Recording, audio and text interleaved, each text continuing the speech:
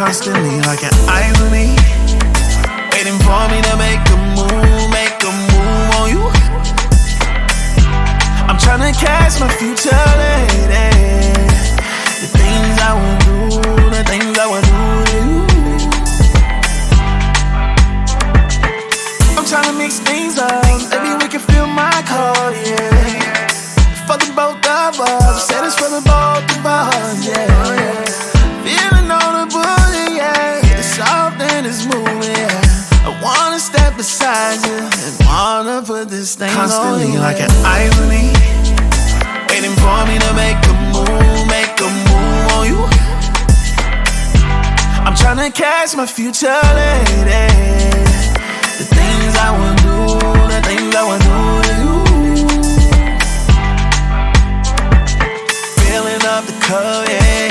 Trying to find some love, yeah. Respecting what you do, respecting how you move, yeah. The more I speak the truth, yeah, the closer I get to you, yeah. What are we gonna do? Let's head up to the room. Oh, I see what you want. Left, right, give me those sticky legs, baby. My place tonight, you tryna pull me to my bed, baby. Left, right, give me those sticky legs, baby. My place tonight, tryna pull. All right, now, welcome back to Spotlight Entertainment Network, guys. I am your host, millionaire trader Alex Jenkins. And I have another one for you guys, man. It's about the bourgeoisie people. Bourgeoisie people. They're Negro people. They're black folk from old times. And modern times, they're called bougie. But they're not the same from back then and to now. That's for sure. But I want to get into this, man, and kind of get back to the beginning and to the origin of this for people to understand what actually goes on and what happened coming through the century before the changeover 50, 60 years ago. So we're going to get into that right now.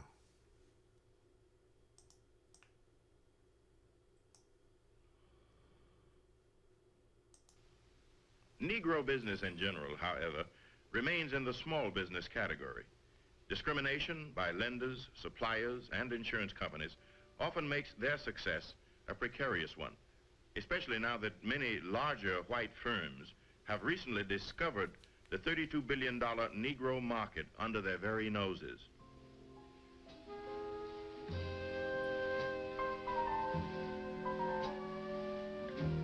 Aspirations among Negroes are often centered on better housing, to an extent which frequently outrivals those of their white counterparts. Atlanta, Georgia's flourishing Negro middle class is widely noted for its extensive and... As you can hear, we're doing very, very, very well for ourselves during this time period. We're doing better than average whites during that time period. Surprising, right? Not surprising to me, but surprising to people that's not informed.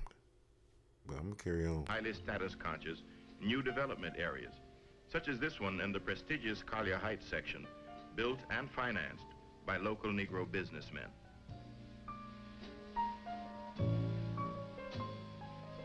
In the past, white banks traditionally turned down Negro loan applications. Look at that. Black businessmen built homes.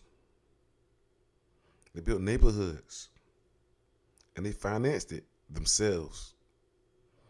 They knew we was dealing with a real situation, so we got our resources together and we built our own community. Men built those neighborhoods. Our own contractors built what they call the Black Mecca, Atlanta. That's right. That's why so many blacks there. That's why we still be there to this day. Eventually, black institutions pooled their resources and moved into the vacuum. Today, Atlanta white firms are belatedly trying to outbid black banks and black contractors for a share of one of the fastest growing markets in town. But whether they seek private houses or high-rise apartments, such as in these Chicago cooperatives, most Negro home seekers still find themselves barred from all but largely segregated areas.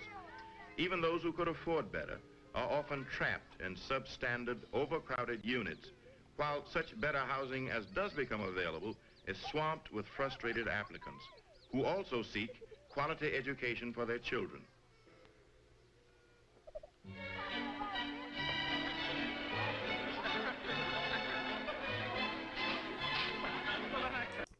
You can see the colorism at this event. For those who are black, we know what that is.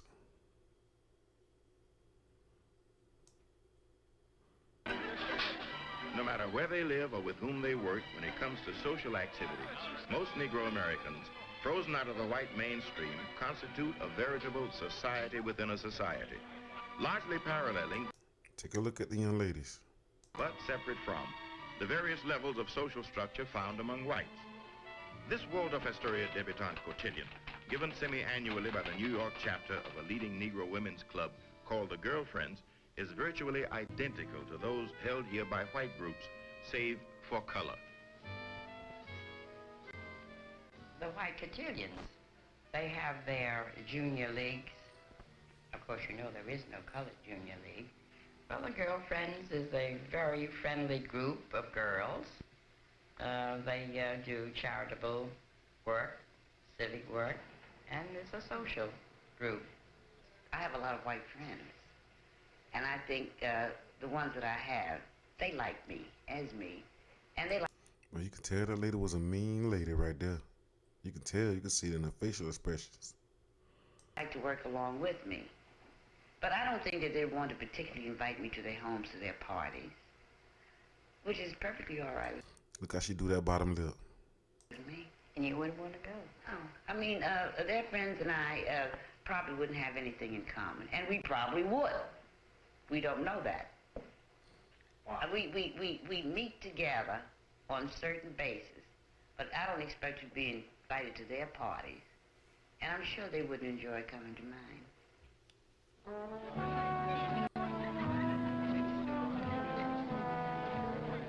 In recent years, however, there has been some increase in integrated social affairs, such as at the annual Evening of Elegance held last summer at Mrs. Sidney Poitier's Westchester estate. We came together. We came together for all the wrong reasons. We know better now, though. Believe that. Invited guests paid $60 per couple for an elaborate evening of cocktails, dining, and dancing. I think that many people in this country who are white, they come in contact with Negroes through advisory boards and benefit committees, and this in itself brings about a certain amount of communication. People can sit down over a cocktail and talk about the world's problems. This in itself is a form of dovetailing into society, into the mainstream. These are the people who are called upon to contribute to every cause, to every organization. They wanted to dovetail into the mainstream. What does that mean? Integration. Meaning they want to be accepted by whites, so they can have a sense of high standard of esteem, which they hold the middle class whites to. Right? This is true. This is true. And you'll find out more as this video goes along. To every social agency, $100 a ticket for this, $200 for that, for a couple to go somewhere for the benefit of someone else. The entire involvement of these groups involves participation and giving of themselves, of their money, of their time to those less fortunate than they. In this respect, yes, there is a Negro society.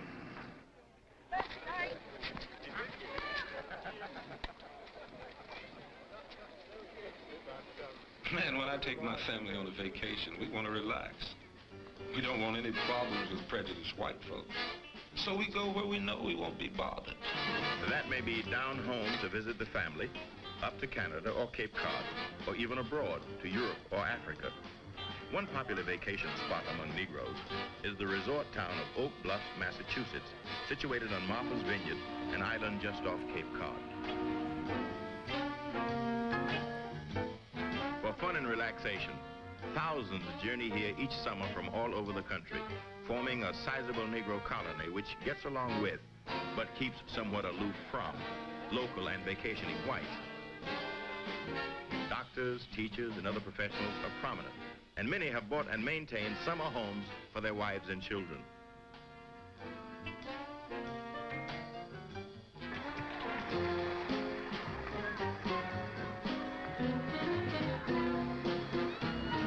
Okay, guys, there.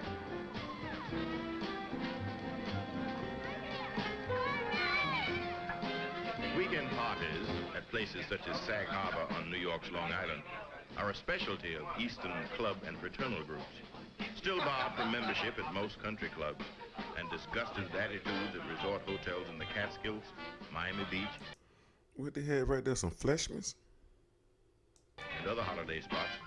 Some club members fly into such private parties from other cities to claim their place in the sun. Not all Negroes are pleased with the Negro middle class, however. In my mind, there is no black middle class. It's impossible for it to exist in this country. We have those who aspire to be middle class. And to that group, I would say that they have been almost totally, 99% negligent in their response to the struggles of... Negligent, huh? Who would have thought that? I would have never thought that, wouldn't I? Of course those people was negligent. Of course. Why wouldn't they be? But I'll show you. Better than I can tell you. the masses of black people in this country, and that they have, in many instances, in fact, hindered that struggle by moderating the genuine and legitimate radicalism of the masses. White-collar Negroes today sometimes find themselves under attack from within their own ranks. Last summer's Evening of Elegance was harshly criticized in some quarters, particularly since it took place only 2 nights after the Newark riots. Observers sensed an uneasiness on the part of some guests. Vassal Thomas, organizer of the affair, gives his own assessment. This is completely socialism. It's not a part of any civil rights organization. We don't propose to. We don't have speeches politically, civil rights, or any other type of controversies. And yet, in your way, you do make a contribution. And Completely in sympathy with. They don't identify as Negro back then, or what we consider today black. They're better than that, right? You heard them. Completely in sympathy with it, but I certainly would not like it to disrupt the beauty of the Evening of Elegance. We have so many charming and responsible ladies and gentlemen here tonight, and I thought certainly that I could not expect the public to come to an affair and pay unless it were done for one or another worthy cause. And I might say that I'm delighted that the Urban League of Greater New York has... Now, why did they choose the Urban League? You know that was a political move for them. They wanted to be accepted. They wanted to be let them know, hey, we're black too. But y'all take our donations. Look at Whitney Young right there. They accepted the money. That's when everything started going downhill. The money is involved. That's why they chose the Urban League. To appear a certain way. It was all a facade. Permitted me to use their fabulous name. We choose a certain organization or a certain charity each year, and after it has been chosen, we work like the Dickens to try to bring in some sort of support.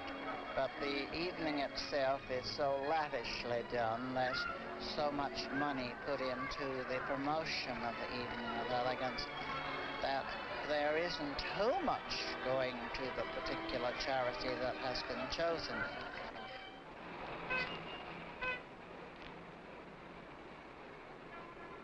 Though other ethnic groups also have their class structures, sensitive Negroes... Sensitive Negro? Why is this Negro so sensitive? But y'all already know why. You already know. It's crazy, man. It's crazy. Before our time. find themselves caught in an awkward dilemma. When I was in high school, I was the only Negro in the whole high school for 2 years. And it was a boarding school, and we would sit in a room, and a boy would get a package from home, a cake or something, and pass it around, and someone would be missed, and he'd say, "What's wrong, am I a nigger?" And I was ashamed of being a nigger, because it meant that I was the one who didn't get the cake, or the nigger was the one who didn't get the cake. But listen to that, man. Why is this young man ashamed of himself of being black? Not the N-word, being black, a Negro. He fell for the white shame. It's a tactic, especially it's very juvenile in behavior. It's crazy. He fell for it. But y'all ain't heard nothing yet. I think I've overcome that. I hope I've overcome that. And I think my participation in the movement helped me overcome it. And I think people who don't have that struggle, that participation in struggle, have more difficulty in overcoming that shame and that fear that living in America, I think, forces on you. I suppose every Negro, sometimes in his life, has been ashamed of being a Negro. The point is how long. Y'all heard it. Y'all heard her. She ashamed of being a Negro, being black. So do you still think we black folks be thinking this up about each other? Y'all still be thinking that? She went to Spelman College, Atlanta. Miss Millicent. Ashamed. Shame of her skin color. Shame of her nose, her eyes, her mouth, her hair. Ashamed of it. Does that feeling last? Can he overcome it? Does it last momentarily, such as ashamed of having exhibited poor manners or a nasty temper? Or does it become a morbid thing with which he lives?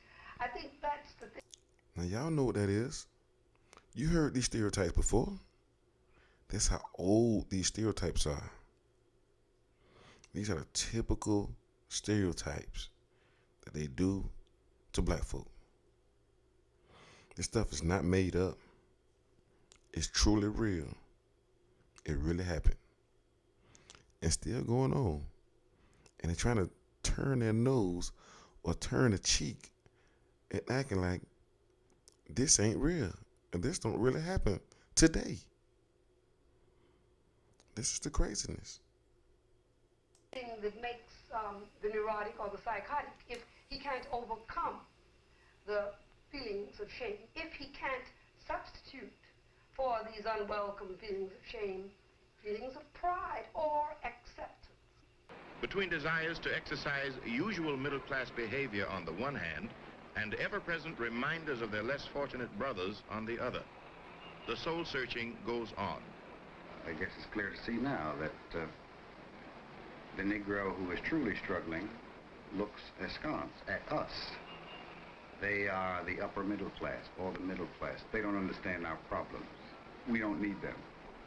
They're of a dying era. The Roy Wilkins and the Whitney Youngs and the Philip Randolph, possibly. Civil rights leaders are dying off. They're a dying breed. They don't make brothers like that no more. This was the beginning of the end. They finna gonna usher in feminism, and they already brought drugs into the community, which is heroin. Already. We don't understand, and they don't understand it.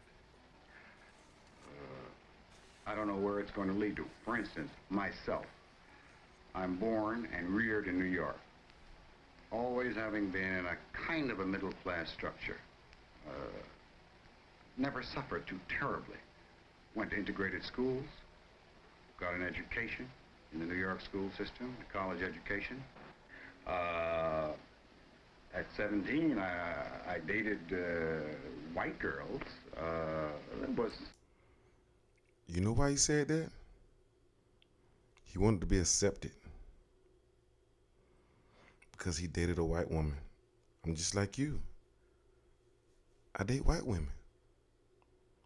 I'm just like the white man. You get that feeling like a white man. I'm better. You know this was real back in the day. Y'all know this. Some displeasure at it, but I did it, and I had no guilt about it.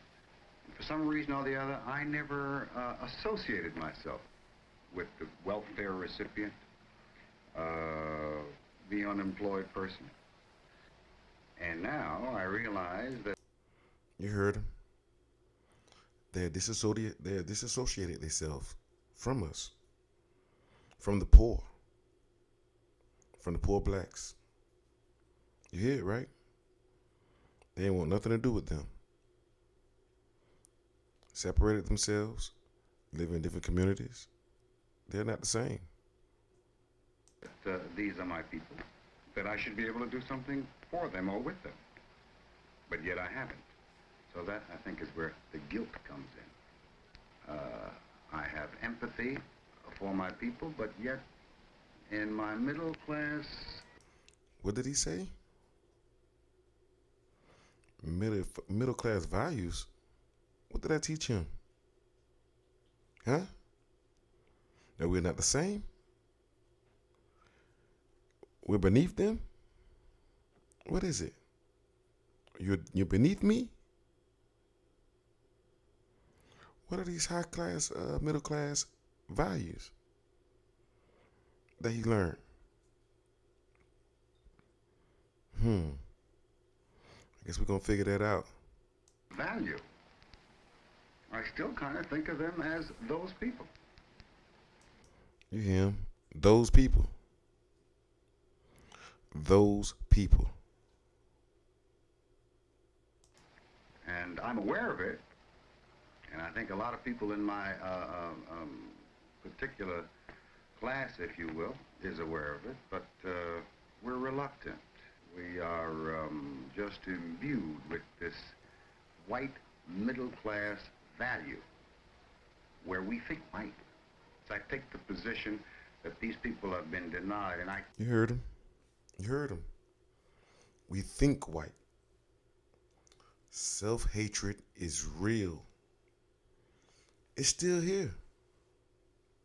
I.e. Candace Owens, Thomas Sowell, Jesse Lee Peterson, Charles Barkley, many other black conservatives. This is how they think. They're hiding those middle class values that they spoke of. They're going to hide as being the black conservatives. That's where they're hiding it. Believe it. Continue to say these people. Notice that. I continue to say these people. And like I'm not one of them, when in fact I am one of them. I take the position now that I should help. I should do what I can. I have begun to protest. I will now picket. I will now speak out with my white counterpart about the injustices that have occurred to my people. You heard him. Still planning to speak out and include his whites to keep his ego and his middle class values in check. This is a mental disorder, guys. It truly is. When before, say 15 years ago, I kind of behaved like it didn't exist. But now when I read, when it's brought to the front about housing and about job discrimination, I realize now that this did exist when I was younger, but I was just oblivious to it. I didn't. This man is truly delusional. Do this sound familiar? He was living in a fantasy world in his mind. I tell you what kind of, those are middle class values? Really? I think as a Negro. But now I'm thinking as a Negro. And I think more people in... You heard that?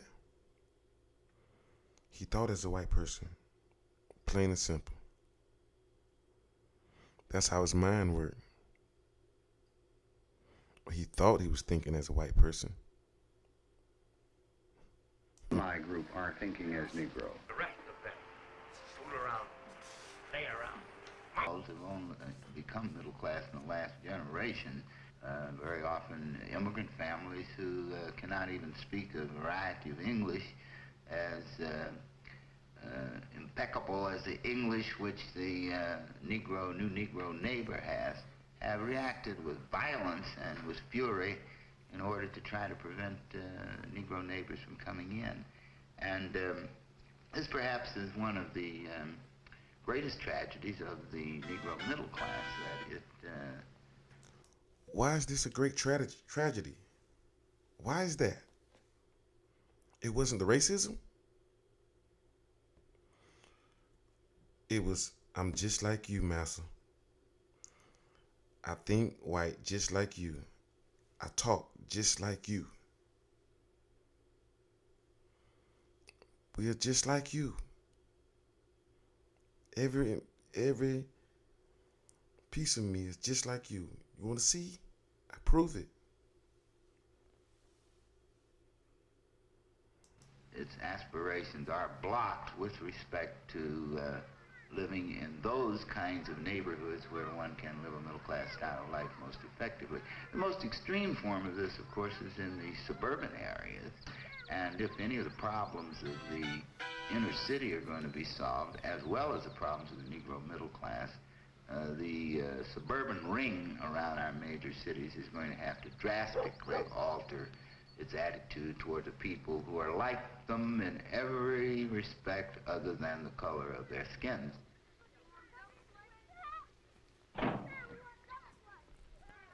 You hear it? We're like you in every way. You heard him.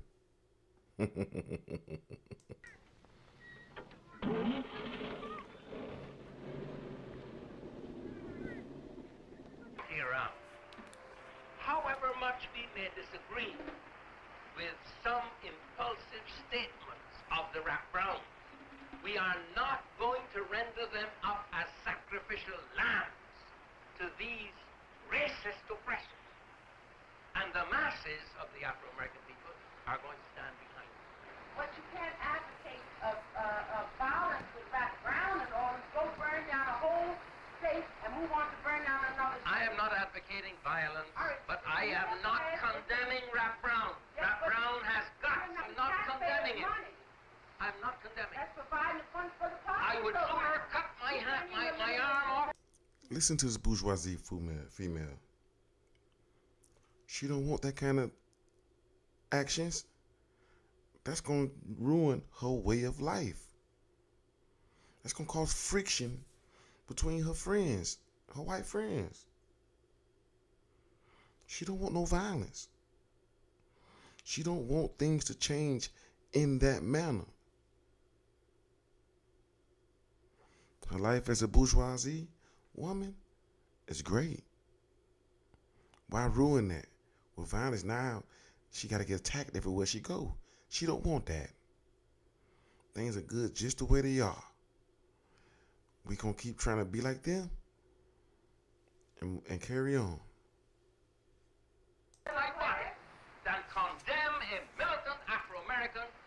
however misguided, is challenging Just the a moment. oppressor. I don't know if I agree with that. Challenge them. You challenge them the best way you can. Serious debate concerning tactics, goals, and strategy is commonplace at middle-class Negro gatherings today. While outright violence is generally deplored, there is nevertheless widespread empathy with ghetto rioters as having expressed more openly the And there he is. same pent-up frustrations and resentments they themselves share.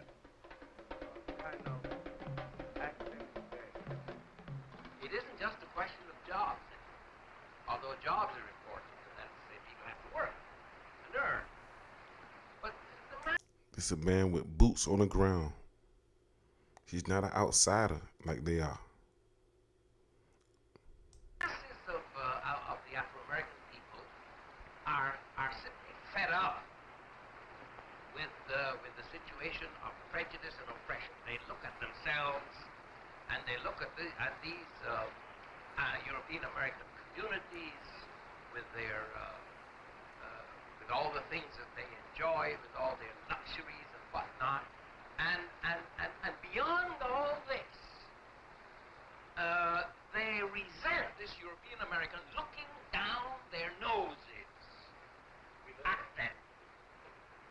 You know, we've into the presence of so many middle-class oriented, there aren't any middle-class black people, but middle-class oriented black people at the Black Power Conference as a sign that middle-class black people want to render to this nation and to our world the most basic service that can be rendered at this particularly urgent and perilous hour, and that is of understanding and relating to the desperate needs of the most desperate in our society. And all our black people are militant. All of our black people realize that they are oppressed, and it's simply the press, the public press, that has chosen to identify the philosophy which says that black people should have been watching, I feel, the if you want to call him the Negro in the street go through his type of revolution, which is the affirmative, the aggressive, the active revolution. But I think the middle-class Negro has developed to the point where he now is going through what I would consider a mental revolution. He will not participate actively in the streets in terms of the going out and the riots and what have you, but I think these have caused him to do some serious rethinking mentally about the entire process of what's happening, what needs to be done with the Negro in this country, and what role the middle-class Negro is really going to play. And this kind of situation has caused an internal revolution, the mental revolution of the middle-class Negro, which I think is, frankly, it's about time it's happened. It's too important. A mental revolution. What are its roots?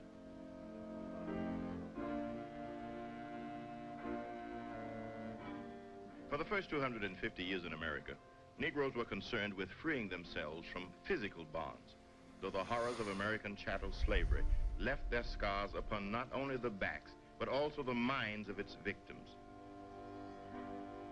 During slavery, distinctions arose between those who labored in the fields under the overseer's gun and others, often the illegitimate offspring of the slave owner himself, who were favored with servant jobs up at the big house. These house Negroes, as they were called, were sometimes more mentally chained than the field Negroes they were elevated above. From the house Negroes on the plantation. You heard it. Mentally chained. This is still going on today. Nothing has changed. It maybe got reformed, but it's just more of a chameleon type of situation. It just formed in a different way. It's crazy, yo. And a small artisan and servant group which established itself in the cities, the Negro middle class developed. Once you have freedom coming in 1865, what you had then is an eruption into the cities of the peasant farming group coming out of the cotton fields, which builds down beneath the emerging middle class, a very large stratum of less sophisticated people with less money and less education, and you now have a mass which really, in many cities, it begins to so outnumber the middle class that it begins to have prejudices itself against these groups of people who act very differently and have different values. Then I think they became prejudiced of their own kind, but they believe they're not the same kind. They're Oreo. They're black on the outside, but white on the inside. That's where that term came from. It wasn't just to mess with people. You see it right here.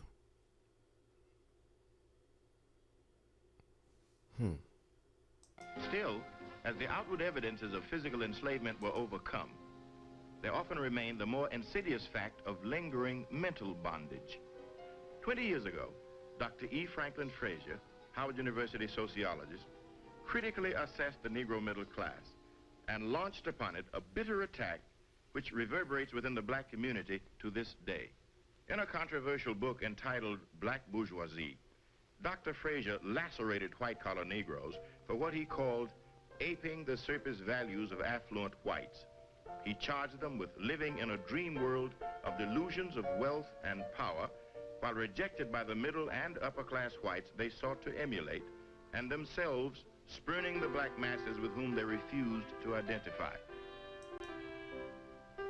Wrote Dr. Frazier.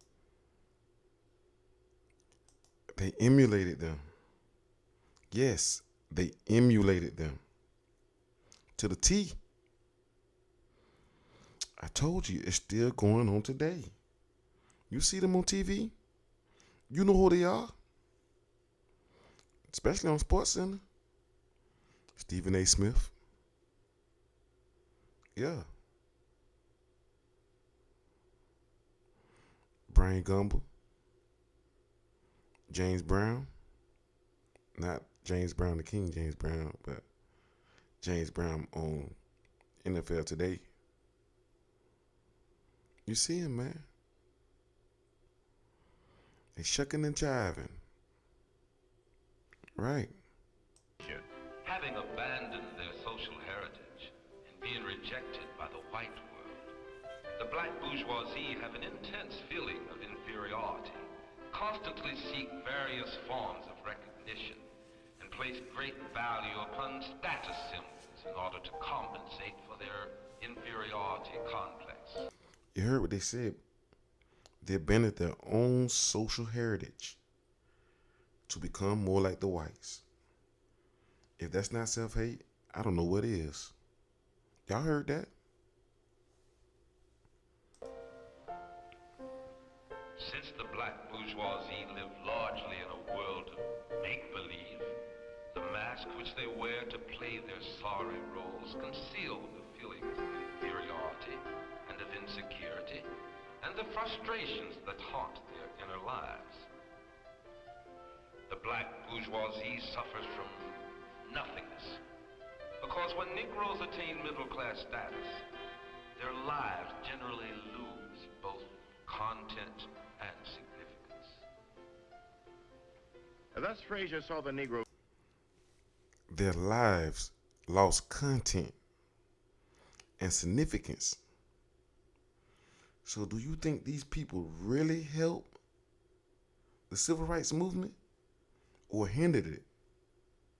Think about it for real.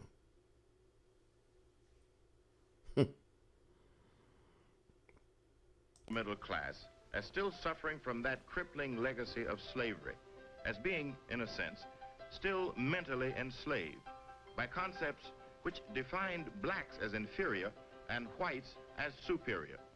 What was needed, Frazier implied, was a breaking of the old mental bonds, an emergence into a new and healthier self-image, as well as a more realistic appraisal of whites as merely fellow human beings of no special significance.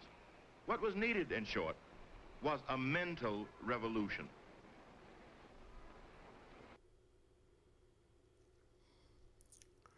Y'all see it. The mental revolution. That's what's going on now. They enslave their mind. That's what happened. They live in a world of make-believe. They want to be accepted so bad. It's ridiculous, y'all. It's ridiculous. We black folks, we never made this up about the bourgeoisie. It is the truth. And they proved it. But these jokers think they want to be bougie these days. They don't even know what it is. They don't even have a clue. They just jump on whatever boat and just join and enjoy the ride. Don't know what's under the undercarriage. Don't know who the driver of the boat is. They just only enjoying a good ride. That's it. The black bourgeoisie, right? We still mentally enslaved to that same culture. It's just in a different form. They want to be accepted so bad. And now think about how many people that's integrated themselves into the society, into this movement, into this mind frame. Middle class value minds frame. Black conservatism. That's right. Y'all going to learn some of this stuff. This stuff ain't just a game out here. This stuff been going on for a long time. It's time for some of these people to wake up and see what's really going on, what's right in front of them. That's what time it is. But I am the millionaire trader, Alex Jenkins. About to sign off, y'all.